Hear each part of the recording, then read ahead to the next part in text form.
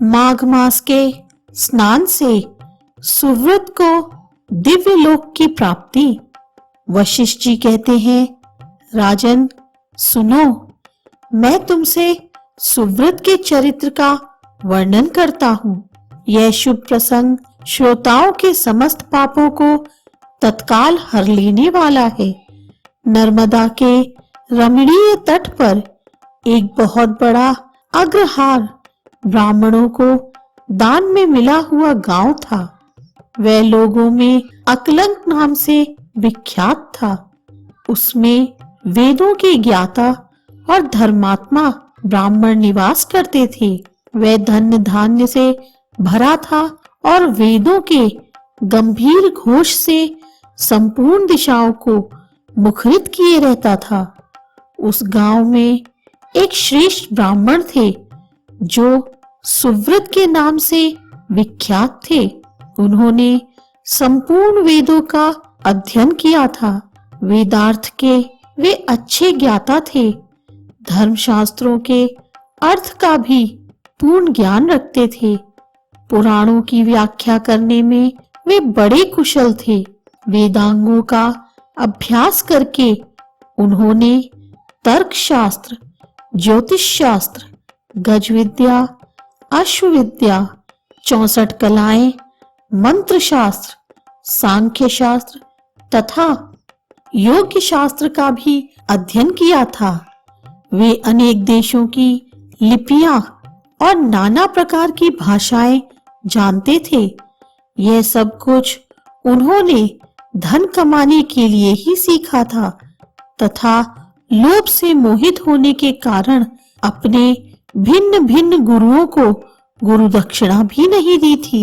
उपायों के जानकार तो थे ही। उन्होंने उक्त उपायों से बहुत कुछ धन का उपार्जन किया। उनके मन में बड़ा लोभ था, इसलिए वे अन्याय से भी धन कमाया करते थे। जो वस्तु बेचने के योग्य नहीं है उसको भी बेचते और जंगल की वस्तुओं का भी विक्रय किया करते थे। उन्होंने चांडाल आदि से भी दान लिया, कन्या बेची तथा गौ, तिल, चावल, रस और तेल का भी विक्रय किया। वे दूसरों के लिए तीर्थ में जाते, दक्षिणा लेकर देवता की पूजा करते, वेतन लेकर पढ़ाते और दूसरों के घर खाते थे। इतना ही नहीं, वे नमक, पानी, दूध, दही और पकवान भी बेचा करते थे। इस तरह अनेक उपायों से उन्होंने यत्न पूर्वक धन कमाया। धन के पीछे उन्होंने नित्य नैमित्तिक कर्म तक छोड़ दिया था। न खाते थे न दान करते थे। हमेशा अपना धन गिनते रहते थे कि कब कितना जमा हुआ। इस प्रकार उन्होंने 1,00,000 स्वर्ण मुद्राएं उपार्जित कर ली। धनोपार्जन में लगे लगे ही वृद्धावस्था आ गई और सारा शरीर जर्जर हो गया। काल के प्रभाव से समस्त इंद्रियां शिथिल हो गईं। अब वे उठने और कहीं आने जाने में असमर्थ हो गए।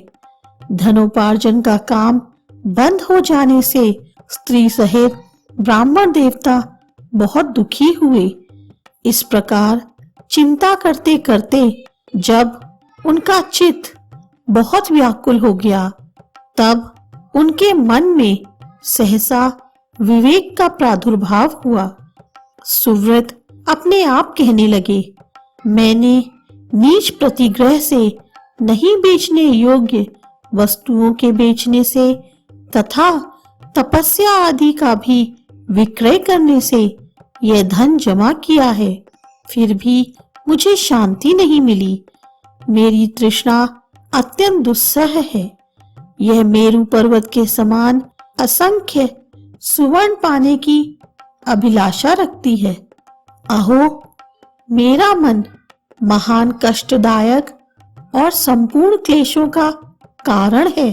सब कामनाओं को पाकर भी यह फिर दूसरी नवीन कामनाओं को प्राप्त करना चाहता है। बूढ़े होने पर सिर के बाल पक जाते हैं, दांत टूट जाते हैं, आंख और कानों की शक्ति भी क्षीण हो जाती है, किंतु एक तृष्णा ही ऐसी है जो उस समय भी नित्य तरुण होती जाती है, जिसके मन में कष्टदायिनी आशा मौजूद है। वह विद्वान होकर भी अज्ञानी है, अशांत है, क्रोधी है, बुद्धिमान होकर भी अत्यंत मूर्ख है। आशा मनुष्यों को नष्ट करने वाली है। उसे अग्नि के समान जानना चाहिए। अतः जो विद्वान सनातन पद को प्राप्त करना चाहता हो, वह आशा का परित्याग कर दे। बल, तेज, यश, विद्या, सम्मान, शास्त्र ज्ञान तथा उत्तम कुल में जन्म, इन सब को आशा शीघ्र ही नष्ट कर देती है। मैंने भी इसी प्रकार बहुत क्लेश उठाकर यह धन कमाया है। वृद्धावस्था होने में मेरे शरीर को भी गला दिया और सारा बल भी हर लिया। अब से मैं श्रद्धा पूर्वक परलोक सुधारने के लिए प्रयत्न करूंगा। ऐसा निश्चय करके ब्राह्मण देवता जब धर्म के मार्ग पर चलने के लिए उत्सुक हुए, उसी दिन रात में कुछ चोर उनके घर में घुस आए। आधी रात का समय था। आताताई चोरों ने ब्राह्मण को खूब कसकर बांध दिया और सारा धन लेकर चंपत हुए। चोरों के द्वारा धन छिन जाने पर ब्राह्मण अत्यंत दारुण विलाप करने लगा। हाय, मेरा धन कमाना धर्म, भोग अथवा मोक्ष किसी भी काम में नहीं आया। ना तो मैंने उसे भोगा और ना दान ही किया, फिर किस लिए धन का उपार्जन किया। हाय हाय, मैंने अपने आत्मा को धोखे में डालकर यह क्या किया। सब जगह से दान लिया और मदिरा तक का विक्रय किया। पहले तो एक ही गौ का प्रतिग्रह नहीं लेना चाहिए। यदि एक को ले लिया तो दूसरी का प्रतिग्रह लेना कदापि उचित नहीं है। उस गौ को भी यदि बेच दिया जाए तो वह 7 पीढ़ियों को दग्ध कर देती है। इस बात को जानते हुए भी मैंने लोभवश ऐसे ऐसे पाप किए हैं। धन कमाने के जोश में मैंने एक दिन भी एकाग्रचित होकर अच्छी तरह संध्योपासना नहीं की, अगर्भ या सगर्भ प्राणायाम भी नहीं किया। 3 बार जल पीकर और 2 बार होठ पोंछकर भली भांति आचमन नहीं किया। तावली छोड़कर और हाथ में कुश की पवित्री लेकर मैंने कभी गायत्री मंत्र का वाचिक, उपांशु अथवा मानस जप भी नहीं किया। जीवों का बंधन छुड़ाने वाले महादेव जी की आराधना नहीं की। जो मंत्र पढ़कर अथवा बिना मंत्र के ही शिवलिंग के ऊपर एक पत्ता या फूल डाल देता है, उसकी करोड़ों पीढ़ियों का उद्धार हो जाता है। किंतु मैंने कभी ऐसा नहीं किया। संपूर्ण पापों का नाश करने वाले भगवान विष्णु को कभी संतुष्ट नहीं किया। 5 प्रकार की हत्याओं के पाप शांत करने वाले पंचयज्ञों का अनुष्ठान नहीं किया।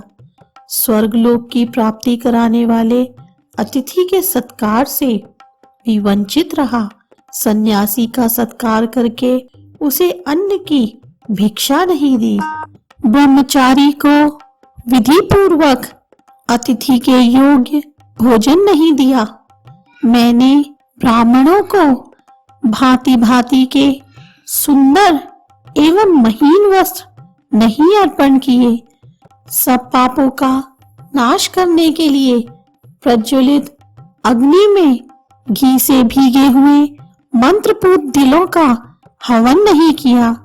श्री सूक्त, पावमानी ऋचा, मंडल ब्राह्मण, पुरुष सूक्त और परम पवित्र शतरुद्रीय मंत्र का जप नहीं किया, पीपल के वृक्ष का सेवन नहीं किया, अर्क त्रयोदशी का व्रत त्याग दिया, वह भी यदि रात को अथवा शुक्रवार के दिन पड़े तो तत्काल सब पापों को हरने वाली है, किंतु मैंने उसकी भी उपेक्षा कर दी।